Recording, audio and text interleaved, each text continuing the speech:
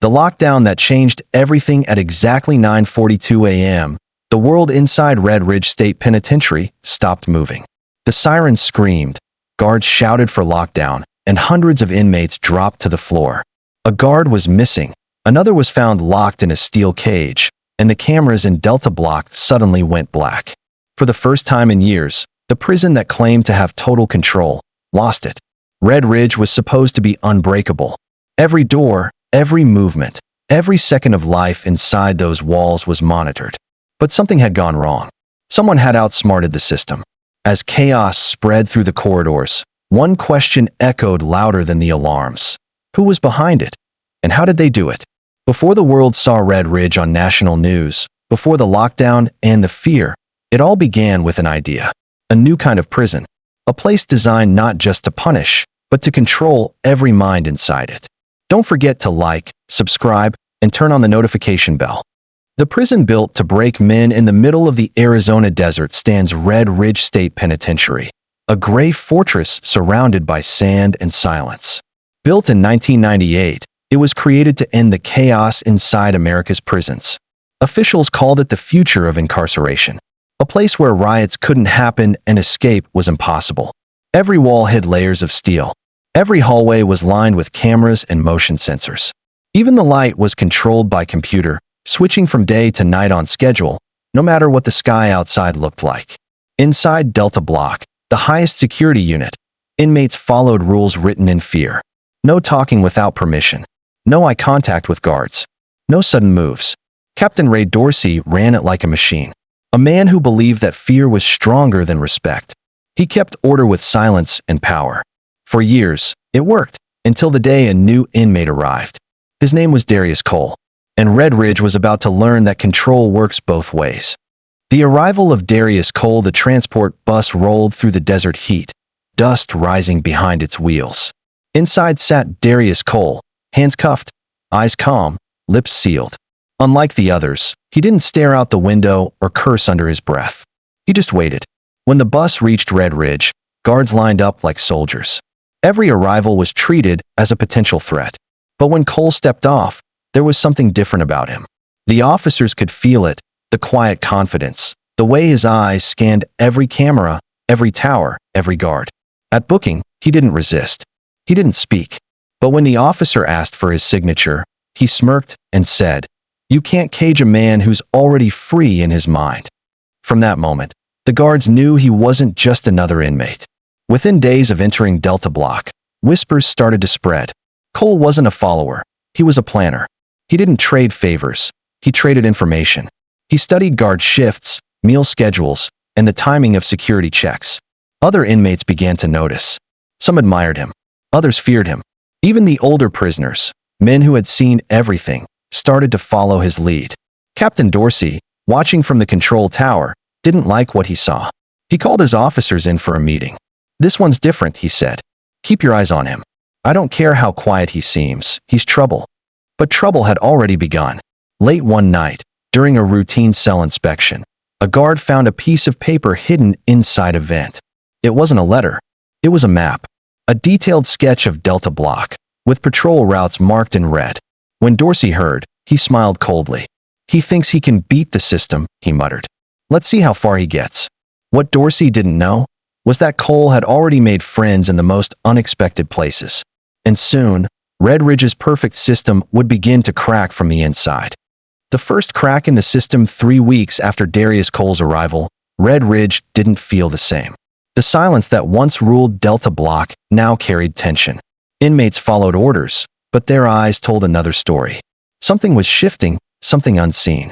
Captain Dorsey noticed the small changes first. The cafeteria ran smoother than usual. No arguments, no fights, just quiet cooperation. But it wasn't obedience, it was organization. Cole had found a way to turn silence into control. He started small. One inmate swapped cleaning duties for extra bread. Another passed coded messages hidden inside library books. Within days, the entire block was running on Cole's system, not the prison's. Guards began to sense it, but couldn't prove anything. The cameras showed nothing suspicious. Every move seemed normal, too normal. Then came the first real sign. During morning inspection, An officer found that one of the electronic locks on cell block D had been tampered with. Not broken, just slightly delayed, like someone had tested how long it took to open. No tools were found, no fingerprints, nothing. When Dorsey confronted Cole, he just smiled. "You built this place to control men," Cole said calmly. "But control's just another kind of weakness. You rely on it too much."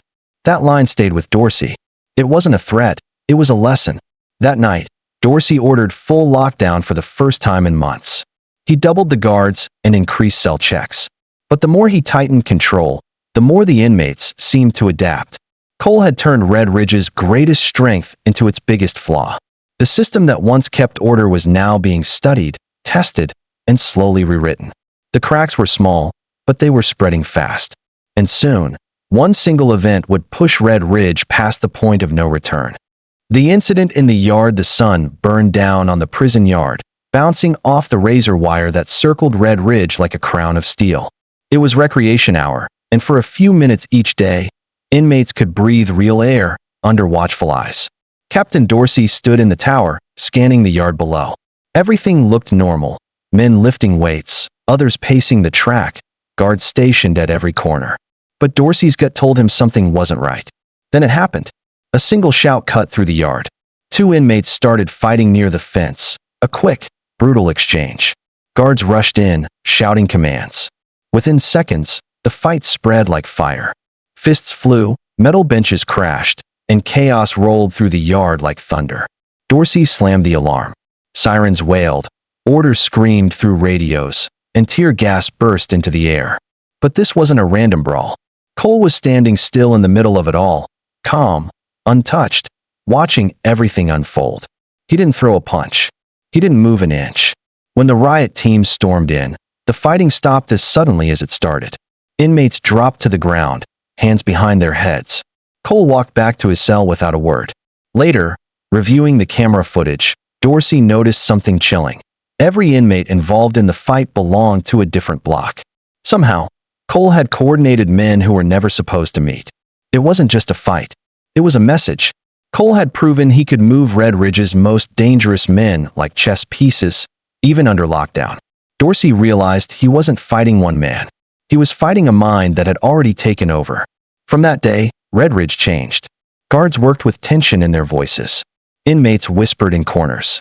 The air felt heavier, like the walls themselves were listening. And deep inside Delta Block, Darius Cole began planning something bigger, something that would shake the entire prison to its core. The hidden network. Days passed after the yard riot, but the tension never faded. Red Ridge was quiet, too quiet. Captain Dorsey increased patrols, ordered random cell checks, and installed new security locks. But no matter how much he tightened control, the inmates seemed one step ahead. Every time a search team swept through a cell, they found nothing. No phones, no weapons, no notes. Yet messages were moving through the prison faster than ever. Orders were being given, trades were happening, and everyone knew who was behind it. Darius Cole. He had built a network right under Dorsey's nose. It wasn't about smuggling or escape, it was about influence. Cole controlled when things ran smoothly, and when they didn't. If he wanted peace, the prison stayed calm. If he wanted chaos, a fight would break out. No one could trace how he did it. Some believed he used the kitchen workers. Others said he bribed guards. But the truth was simpler. Cole used people. He learned what every inmate needed: protection, food, respect. And he gave it to them in exchange for loyalty. By now, even guards were getting nervous. One officer whispered to another, "Feels like he runs this place now." The other replied quietly, "Maybe he does." Captain Dorsey called for a full lockdown again, furious that control was slipping from his hands. But shutting the prison down didn't stop Cole. It only made his influence grow stronger. Inside the sealed cells, his men passed messages through air vents, under meal trays, even encoded knocks on the pipes. The system built to control every move had become Cole's greatest weapon. And while Dorsey fought to hold the line, Cole was already moving to his next step, something that would expose just how fragile Red Ridge's control really was. The guard's mistake. It started with something small, a favor. Officer Daniels had been working double shifts for weeks. The long hours, the heat, the stress, it all started to wear him down. One night, as he made his rounds in Delta Block, Cole spoke to him for the first time. "Rough day, officer?" Cole asked calmly, his voice low. Daniels didn't respond, just kept walking. Cole continued, "I could make it easier for you. No trouble in your block, no noise, no fights. All I need is a little help. Nothing serious." Daniels told him to keep quiet, but the idea stuck. Days later, Cole slipped him a folded note during meal delivery. Inside was a simple request. Leave the storage door unlocked for 5 minutes after shift change. Daniels hesitated, but fear of losing control mixed with exhaustion. He told himself it was harmless. No one would notice. So that night, at exactly 11:03, he left the door open. When he returned 10 minutes later, everything looked the same. Nothing seemed touched. No alarms, no noise. He sighed in relief, until the next morning. During inventory, officers found that one of the maintenance keys was missing. Not broken, not stolen by force, just gone. Daniels froze. He knew who had it. He tried to confront Cole quietly, but the inmate only smiled. "Relax," Cole whispered. "If I wanted you in trouble, you'd already be there. You work for me now." Daniels realized too late that his small mistake had opened the door, literally, for something much bigger. Cole now had access to areas even most guards couldn't reach. That one missing key became the start of the prison's downfall. And Captain Dorsey was about to find out. The enemy wasn't outside the walls. It was inside, wearing a uniform. Captain Dorsey couldn't shake the feeling that something was wrong within his own team. Procedures were being skipped, reports went missing, and security footage from certain cameras kept glitching. At first, he blamed the old systems, but deep down, he knew better. Someone was helping Cole from the inside. Dorsey called for a quiet investigation. Only 2 officers were trusted to review the logs, Sergeant Miller and Lieutenant Graves.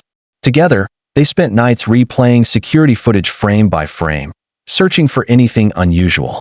Then, one night, they saw it. A guard entering the storage hall long after his shift had ended. He swiped his badge, paused, looked around, and slipped inside. 30 seconds later, Darius Cole appeared in the shadows, walking calmly toward the door. The footage froze right there, Cole looking straight at the camera before the screen cut to black. The badge ID belonged to Officer Daniels. Dorsey's stomach turned. He felt betrayed, not just by a guard, but by the system he'd trusted his whole career. The next morning, Daniels was pulled from duty and brought to the interrogation room. He denied everything at first, sweating through his uniform. But when Dorsey played the partial footage, his face went pale. "I didn't mean for it to go this far," Daniels whispered. "He said no one would get hurt." "What did he want?" Dorsey asked. Daniels hesitated. "Access to the lower tunnels. The old maintenance wing that's been sealed off since the expansion." That hit Dorsey hard. Those tunnels ran beneath every block, connecting storage, utilities, and even the control building. In the wrong hands, they were a hidden highway through the entire prison. By the time Dorsey ordered the tunnels sealed, it was already too late. A lock had been cut, and a faint trail of footprints led into the dark. Cole wasn't just controlling Red Ridge anymore. He was moving through it, unseen, unstoppable. The tunnels beneath Red Ridge had been sealed for decades. Narrow, damp, and winding, they were meant only for maintenance and emergencies. No one was supposed to enter them without a team of officers. But now, Darius Cole had the keys, literally, and he moved through the shadows like a ghost. He wasn't alone. Inmates who had pledged loyalty to him followed in silence, carrying tools, notes, and supplies. Every step was calculated, every sound measured. By the time a guard noticed anything unusual, Cole and his men were already out of sight. Above ground, Captain Dorsey was losing his grip. Reports of strange noises, missing equipment, and unauthorized access kept piling up. He ordered a full inspection of the tunnels, but each search yielded nothing. Cole had thought of everything: hidden panels, false walls, and coded signals. By the third night, Cole's network had expanded. Inmates from multiple blocks were feeding him information, guard schedules, security shifts, and even weak points in surveillance. What started as small acts of influence became a full-scale operation. Cole wasn't just an inmate anymore. He was a strategist, mapping out the prison from below while everyone else believed the system was secure. Dorsey knew the tunnels were dangerous, but he had no idea just how much Cole had learned and how close he was to striking. That night, a single guard discovered a hidden door slightly ajar in the maintenance wing. It led straight into the tunnels. The footprints that followed told a chilling story. Someone had moved unseen, and the countdown to chaos had already begun. The control room breach Red Ridge had never experienced a night like this. Alarms blared unexpectedly, lights flickered across the hallways, and guards scrambled to respond. For the first time, the control room, the heart of the prison, had been compromised. Darius Cole had found a way in. Using the tunnels beneath the prison, he and a small team of trusted inmates bypassed locks, cameras, and sensors to reach the door of the control room. With precision, they manipulated the security systems, creating brief windows where cameras would blind themselves and doors would unlock silently.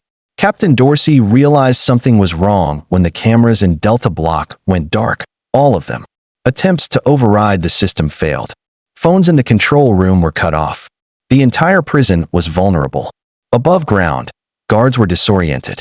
Signals clashed, alarms overlapped, and routine checks showed no obvious threats. Meanwhile, Cole moved unseen, orchestrating movements across the prison like a conductor guiding a symphony of chaos. By the time the control room team regained partial access, the damage was done. Inventory logs were altered, doors unlocked at critical times, and some inmates were already in areas they weren't supposed to be. Cole had proven something terrifying. He didn't just control the prisoners. He could control the system meant to control them. Captain Dorsey stared at the screens, white-knuckled and silent. One question burned in his mind. How far would Cole go before Red Ridge completely fell apart? The Yard Rebellion. It was mid-morning when the first signs appeared. Inmates in the yard began to move differently, shuffling in patterns, glancing at corners, whispering under their breath. At first, guards thought it was normal chatter. But then the punches came. A small scuffle near the basketball court erupted into chaos within seconds. Chairs were thrown, fists flew, and shouts echoed across the yard. Normally, Red Ridge could contain such incidents within minutes. But today was different. Cole's influence was everywhere. Inmates who had once ignored him now followed instructions without question. Groups moved strategically, targeting weak points and distracting guards. It wasn't a random riot. It was a coordinated rebellion. Captain Dorsey barked orders, but even his most experienced officers struggled to maintain control. The alarms blared continuously, metal doors slammed shut, but Cole's network had already anticipated it. Escape routes, blind spots, and guard rotations had all been calculated in advance. By the time reinforcements arrived, the yard was quiet again. But the message was clear. The prisoners were no longer just surviving Red Ridge.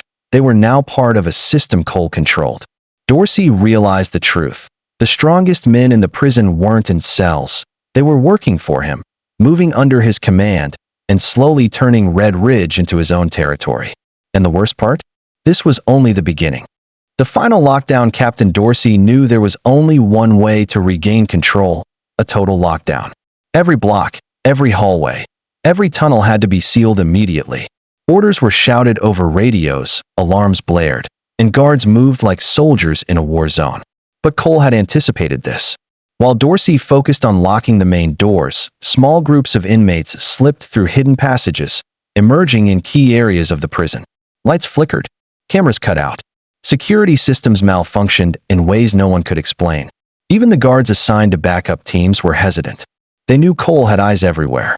One wrong move, one delayed command, and the prisoners would exploit it. And that's exactly what happened. In Delta Block, Cole moved calmly through the chaos.